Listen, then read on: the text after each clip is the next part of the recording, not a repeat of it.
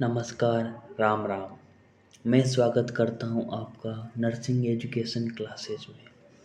ये एक एनाटॉमी की क्लास है। इसका टॉपिक है ब्लड सर्कुलेशन। इसमें हमने पहले ही ब्लड के टाइप्स, फंक्शंस, फिजिकल कैरेक्टरिस्टिक्स इनके बारे में डिस्कस कर लिया है। और आज हम उससे आगे बढ़ेंगे ब्लड में एलिमेंट्स और ब्लड सेल्स। हमारे ब्लड में 95% एरिथ्रोसाइट मतलब WBC पाई जाती है और बाकी 5% कंसिस्ट ऑफ ल्यूकोसाइट और थ्रोम्बोसाइट मतलब WBC और platelets. About 95% of volume of formed elements consist of erythrocytes. The remaining 5% consist of leukocyte और प्लेटलेट्स या फिर थ्रोम्बोसाइट, कुछ भी बोलते। अब पढ़ते हैं हीमोपोइसिस या haematopoiesis. This is the process by which formed element of blood develop. ये एक प्रोसेस है जिसमें एलिमेंट फॉर्म्ड होता है ब्लड सेल्स का। और इससे आगे है इस साइट ऑफ हीमोपोइसिस। अब इस साइट ऑफ हीमोपोइसिस क्या होती है ये पढ़ते हैं। ये अपने बेबी बर्थ से पहले की बात होती है फिटस के अंदर। या fetus produce blood cells primarily in the yolk sac, liver, spleen, thymus gland, lymph node and bone marrow। यहाँ यॉर्क सेल का मतलब होता है एम्ब्रियो और एम्ब्रियो मतलब भ्रूण होता है। ये एक झिल्लीदार थैली जैसी आकृति होती है शुरुआत दिनों में। और ये बेबी को प्रोटेक्शन, विकास, डेवलपमेंट इन सब में हेल्प करती है। और लीवर होती है largest gland of the body. Spleen spleen रक्त को साफ करने में काम करता है। और आप सबको पता ही होगा स्प्लीन को कब्रिस्तान भी बोलते हैं। यहाँ स्प्लीन ये है, ये इसका काम होता है कि किल करना, मतलब डेड सेल को किल करना। और थाइमस ग्लैंड का काम होता है हार्मोन का प्रोडक्शन। और लिम्फ नोड और बोन मेरो यहाँ पर होती है जहाँ ब्लड सेल्स का निर्माण होता है। During the 5 months fetal month blood cells production decrease. 5 महीनों के दौरान फिटल में ब्लड सेल्स का निर्माण होना डिक्रीज हो जाता है। एंड और बोन मेरो की कैविटी के अंदर बोन मेरो इंक्रीज हो जाता है।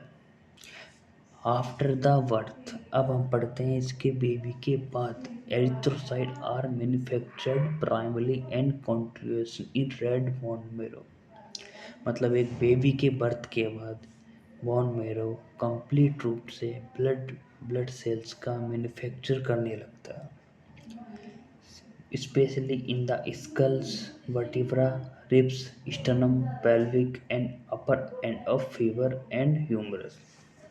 अब आप सब लोग ये है इनके बारे में हम एक स्केलेटल सिस्टम होता है एनाटॉमी के अंदर। अब इनके बारे में हम इसमें डीपली पढ़ेंगे। अभी तो बस इनका नाम ही काफ़ी है। और आप पढ़ेंगे बोन मेरो। ये तो आपको पता ही है, अभी मैंने बता दिया, ये ब्लड सेल्स का निर्माण करता है। अब ये प्रोलीपोटेंट स्टीम सेल्स होती है इसके अंदर। ये अबाउट 0.05 से 0.1% of red bone marrow cells derived बना होता है फॉर्म्ड प्रोलिफेरेटिव स्टीम सेल। और इसका दूसरा नाम हीमोसाइटोब्लास्ट सेल होता है। अब हम चलते हैं हमारे मेन टॉपिक। ज़्यादातर एग्जाम में इसके बारे में पूछा जाता है। इसका नाम है एरिथ्रोसाइट। मतलब रेड ब्लड सेल्स इन आरबीसी, मतलब RBC red erythrocyte. Erythrocyte consist of the Greek word, मतलब ये ग्रीक वर्ड से मिलकर बना हुआ। एरिथ्रोस इसका मतलब रेड, और साइट का मतलब होता है cell. It is the most numerous blood cells. They are comprise about 99 of all blood cell, मतलब आरबीसी टोटल ब्लड का 99% होती है। इसकी शेप के बारे में बोलते हैं, यह एक सर्कुलर और बाई कॉनकेव डिस्क जैसी शेप होती है इसकी। ये ज़्यादातर हमारे एमसीक्यू में पूछा जाता है। ये इसकी शेप के बारे में, सर्कुलर और बाइकॉन की। तो इसकी थिकनेस, ये कितनी मोटी होती है, इस 2 म्यूम, इसको म्यूम बोलते हैं, यूएम म्यूम। इस और 7 म्यूम इन डायमीटर होता है, peripheries and 1% of centre. This shape provides a larger surface area for the gas fusion than a flat disk. अब नंबर और रेड ब्लड सेल्स, ये मेल के अंदर 5 से लेकर 5.5 मिलियन प्रति mm³ होती है, और फीमेल में 4 से 5 मिलियन mm³ होती है। ये सबसे ज़्यादा पाई जाती है पूरे शरीर में। ये लगभग RBC are the 700 time more than WBC and 17 time more nucleus than platelets, मतलब आरसीबी आरबीसी डब्ल्यूबीसी से लगभग 700 गुना ज़्यादा होती है, और प्लेटलेट से लगभग 17 गुना ज़्यादा होती है आरबीसी। अब पढ़ते हैं कंपोनेंट ऑफ एरिथ्रोसाइट, मतलब आरबीसी के components. Mature erythrocytes have no nucleus and other organelles and can not reproduce. ये इसके अंदर कोई भी न्यूक्लियस नहीं पाया जाता। इसके बारे में एग्जाम में पूछ सकते हैं एमसीक्यू में। अब पढ़ते हैं हम मेन टॉपिक ऑफ आरबीसी। सबसे ज़्यादा ज़रूरी होता है haemoglobin. The main component of erythrocyte is the pigment protein haemoglobin. ये इम्पोर्टेंट होता है, ये इम्पोर्टेंट होता है। अब पढ़ते हैं हीमोग्लोबिन के बारे में। It is an on oxygen carrying global protein. Plasma membrane of RBC enclose hemoglobin which was synthesized before loss of nucleus. अब हीमोग्लोबिन ऑक्सीजन कैरी करता है प्लाज्मा मेम्ब्रेन ऑफ आरबीसी में। enclosed hemoglobin was synthesized before loss of nucleus. Hemoglobin occupies about 1/3 of the total cell volume. 1/3 cell volume होता है ये haemoglobin RBC के अंदर। अब composition of haemoglobin. Haemoglobin molecule consist of 4 protein chain. इसके अंदर 2 alpha और 2 बीटा एंड 4 हीमो ग्रुप्स होते हैं। मतलब ये कैसे बनी होती है ये हीमोग्लोबिन, इसमें चेन होती है, इसमें ग्रुप्स होते हैं। अब पढ़ते हैं चेन के बारे में। पॉलीपेप्टाइड चेन इसका नाम है ये, और इसका सेकंड नाम globin molecules. Hemoglobin is a protein made up of four polypeptide chain. आप सबको पता है हीमोग्लोबिन के अंदर प्रोटीन से बना होता है हीमोग्लोबिन, दो alpha chain and each with 141 amino acid, मतलब 141 एमिनो एसिड से इच अल्फा चेन मतलब अटैच रहता है। चेन का मतलब तो पता ही है, कनेक्ट रहता है। और two beta chains each with 146 amino acids and दूसरा beta beta chain 141 amino acid से मिलकर अटैच रहती है। ये ज़्यादा कठिन नहीं है, समझ में आए तो सब पढ़ सकते हैं, हमने भी पढ़ा था ये। अब हम पढ़ते हैं सेकंड कॉम्पोनेंट, हीमो ग्रुप्स। नाम ही है इसका ग्रुप्स, चेन नहीं है, ग्रुप्स मतलब एटम, तो आयरन एटम ये तो होंगे।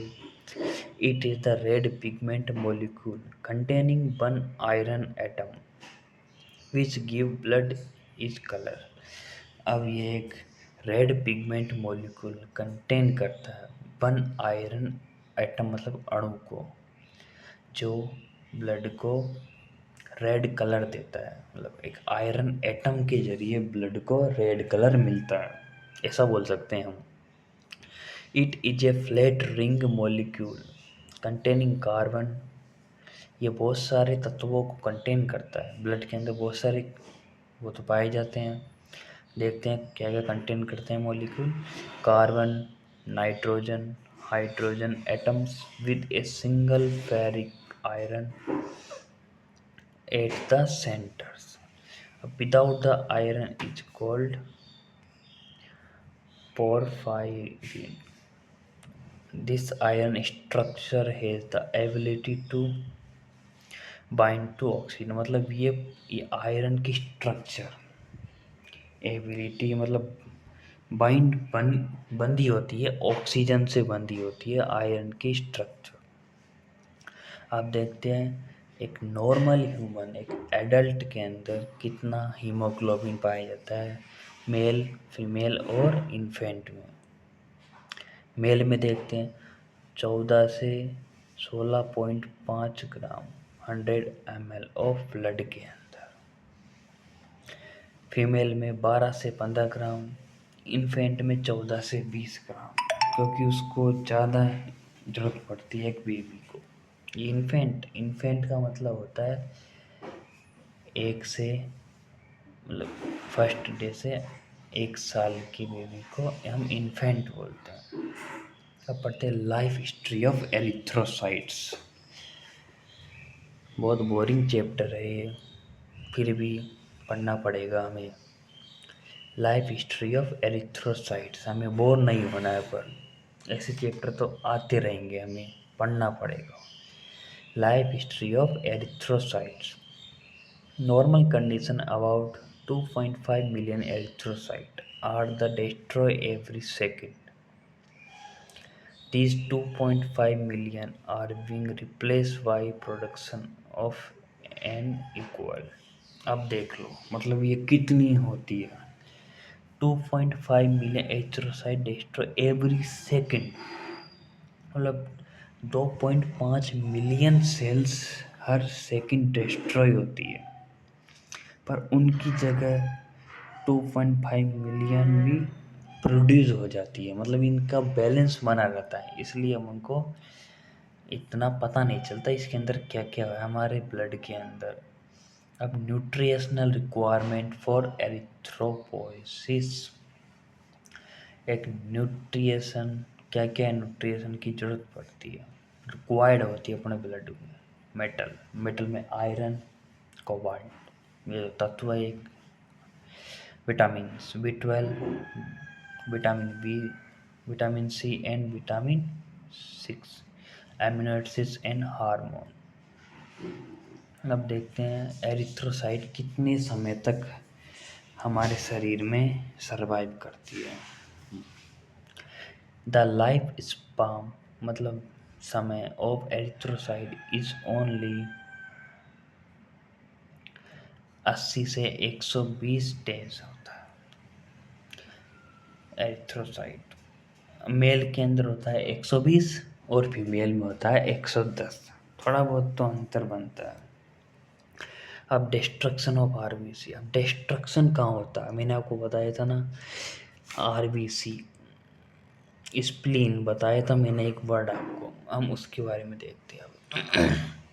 Destruction of RBC, process of breakdown of erythrocyte is called haemolysis. Haemolysis बोलते हैं एरिथ्रोसाइट में आरबीसी का ब्रेकडाउन को। हीमो मतलब ब्लड, लाइसिस मतलब ब्रेकडाउन, मतलब ब्लड, ब्लड का breakdown. Destruction of RBC is usual in the, ये आ गया स्प्लीन। स्प्लीन में इनका कब्रिस्तान भी बोलते हैं इसको, स्प्लीन को। अब पढ़ते हैं हम सेकंड ब्लड सेल्स के बारे में। ये बहुत ही ज़रूरी है, ये ज़्यादातर इसको ही पूछा जाता है और इसके टाइप्स को, इसलिए इसमें आपको ध्यान देने की बहुत ज़रूरत पड़ेगी। यह WBC, वाइट ब्लड सेल्स मतलब ल्यूकोसाइट्स, ये बहुत इम्पोर्टेंट है शरीर में भी और एग्जाम में भी। पढ़ते हैं हम, leukocytes are the largest blood cells. ये एक लार्जेस्ट ब्लड सेल होती है शरीर की, लार्जेस्ट ब्लड सेल। मैंने ग्लैंड नहीं बोला, मैंने बोला cell. These are clear and whitish coloured cells. अब नाम में ये इसका नाम वाइट है तो फिक्स ही है, ये तो वाइट ही होनी है और क्लियर रहेगी। हम इसको ट्रांसपेरेंट भी बोल सकते हैं, पर देखते हैं बोलते नहीं बोलते, आगे पढ़ते हैं।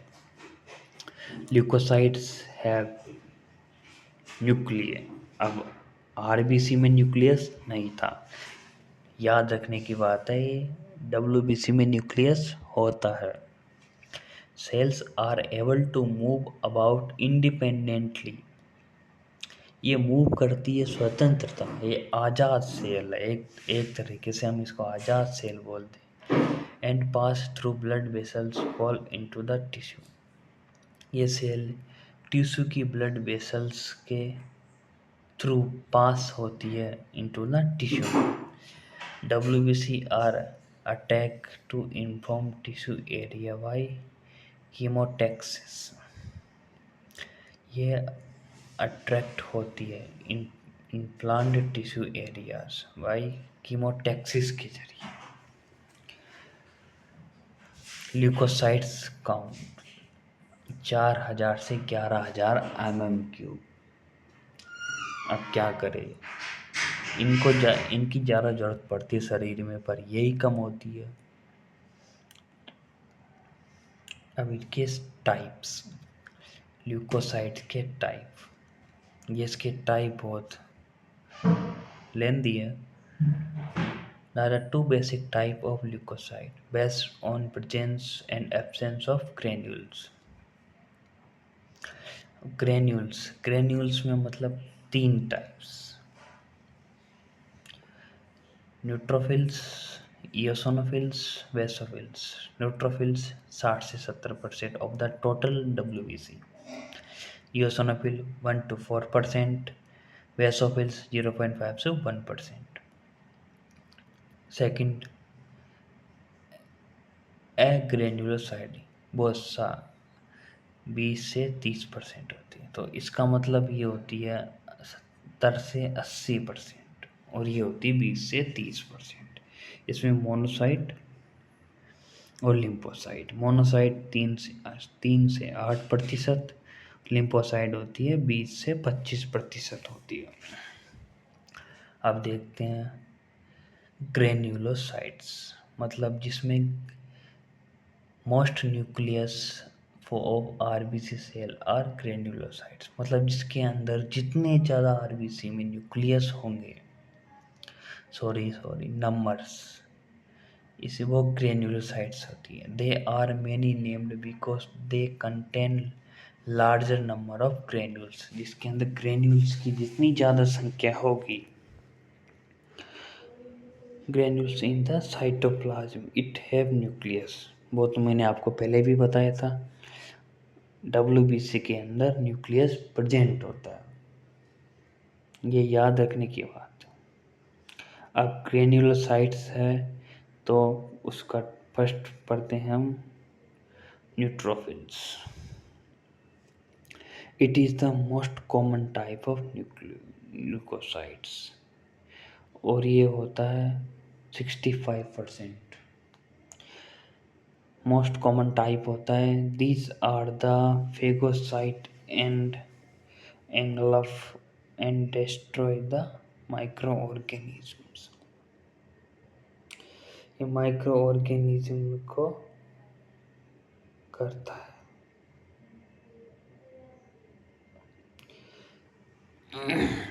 इट इज द अबाउट 12 से 15 म्यूम in diameter. Nucleus of neutrophils have 2 lobes होते हैं इसके अंदर। अब हम पढ़ते हैं न्यूट्रोफिल्स के बारे में। Act as the body's first line of defence against new germs. मतलब ये बॉडी की डब्ल्यूबीसी में टाइप्स होते हैं, उसमें पहला डिफेंस का काम करती है। मतलब एक तरीके से ये लीडर होती है जो सामने खड़ी रहती है एंटीजन से लड़ने के लिए। They rush to an injury और infection to kill and digest invading bacteria and fungus. Bacteria इनको डाइजेस्ट करती है, किल करती है बैक्टीरिया और फंगस को। They are the most common type, making up more than half of all over white blood cells. अब पढ़ते हैं इयोसिनोफिल्स, उसी का टाइप, ये 3 टाइप है। पढ़ते हैं fight off larger parasites and help the allergic reactions. हम इनके बारे में थोड़ा बहुत लिखेंगे, उसी में काम चल जाएगा, इनको इतना डीपली पढ़ने की आवश्यकता नहीं है। अगर पढ़ सकते हैं पढ़ लेना, मेरी 2 पेज पहले वो डिटेल में है, आप सब पढ़ सकते हैं, मैंने कुछ छुपाया नहीं है। अब पढ़ते हैं eosinophils. Fight off larger parasites and help with allergic reactions. Allergy reaction से फाइट करती है। अब एलर्जी रिएक्शन तो कुछ से भी हो सकती है, अपनी धूल, मिट्टी, डस्ट, कुछ केमिकल्स, गंदगी, इनसे हो सकती है। They are release chemicals to destroy parasites like worms and they also response you have allergic reactions. दे मैंने वाला इस्तेमाल। अब पढ़ते हैं बेसोफिल्स। सबसे कम होती है basophil. Sound the alarm when an allergic and infection strike. They release a chemical called histamine. This chemical causes allergic symptoms. ये histamine symptoms like sneezing, coughing, running nose आदि होता है। अब पढ़ते हैं lymphocytes। पहले हम पढ़ेंगे मोनोसाइट, फिर पढ़ेंगे हम lymphocytes। Lymphocyte act as a cleanup crew of the blood system। ये साफ करने का काम करती है। They are the largest type of WBC। They move into your tissue to eat up dead cells, debris and stubborn bacteria। ये move करती है tissue into the your tissue and eat the dead cells का सफाया करती है, उनको खाती पीती है। अब पढ़ते हैं हम लिम्फोसाइट्स। ये टारगेट करती है viral infection and remember past germ so you do not get sick from them again. इसके 2 टाइप होते हैं, 3 type. B cells, T cells, natural cells. B cells मतलब make special protein called antibodies to tap germs. Special protein होती है। T cells का मतलब टेस्ट्रॉय sales, याद रखना पड़ेगा ये तो। that have already been infected by a virus। मतलब जो इन्फेक्टेड वायरस इन्फेक्टेड होता है उनको किल करने का काम होता है टी सेल। और नेचुरल किल ये ऑटो काम करती है शरीर में, नेचुरल तरीके से फाइट करती है। Fight off mutate cell, killer cell, like cancer cell, हम इसको किलर सेल भी बोल सकते हैं, नेचुरल किलर करती है। अब पढ़ते हैं हम functions, the main functions of WBC. मैंने बोला डिस्ट्रॉय जर्म्स, खात्मा करती है ये। Leader, they find attack in it harmful invader like bacteria, virus and fungus. इन सबको किल, इन पे अटैक करती है जिससे हम ये बॉडी को फ्री कर सके, रोग मुक्त कर सके। अब क्रिएटिंग एंटीबॉडी, एंटीबॉडी का फॉर्मेशन करती है, मैंने बताया था आपको। Remember invelder past germs so your body can fight. मतलब ये जर्म को, पुराने जर्म को भी शरीर में रखती है, इससे हम आगे और फास्ट तरीके से काम कर सकें। Sounding of alarm, they release warning chemicals. Immune system chemical warning sign produce करती है जिससे ह्यूमन ऑटो इम्यून को पता चल जाए, जिससे वो वर्क करना चालू कर देता है। Cleaning, they swallow and digest dead cell, dead cell को डाइजेस्ट करती है, उनको किल भी करती है और क्लीन भी करती है।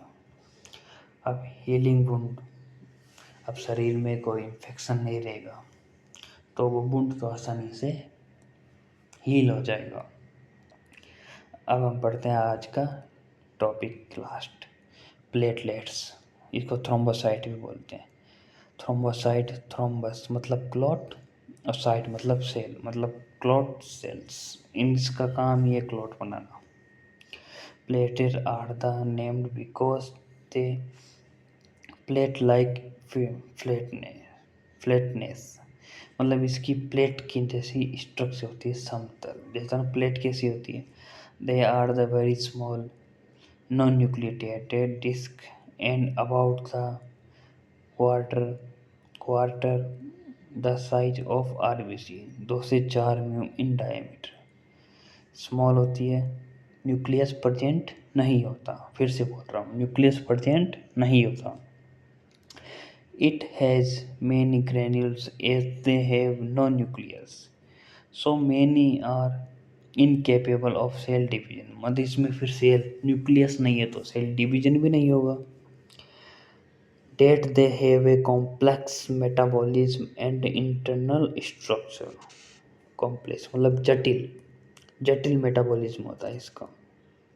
काउंट मैंने आपको पहले भी बताया, बहुत बार बताई, 2.5 से 4 लाख। डिफेंस का फंक्शन पढ़ देते हैं। Formation, platelets plug which seal hole the in small vessels after entering the bloodstream.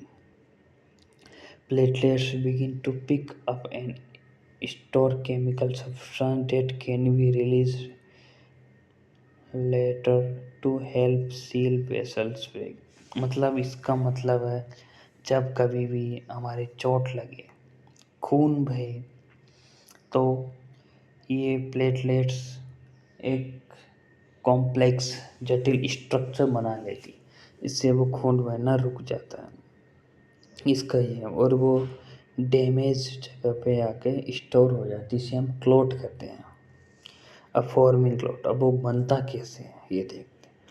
Main function of platelet is the start to intricate process of blood clotting.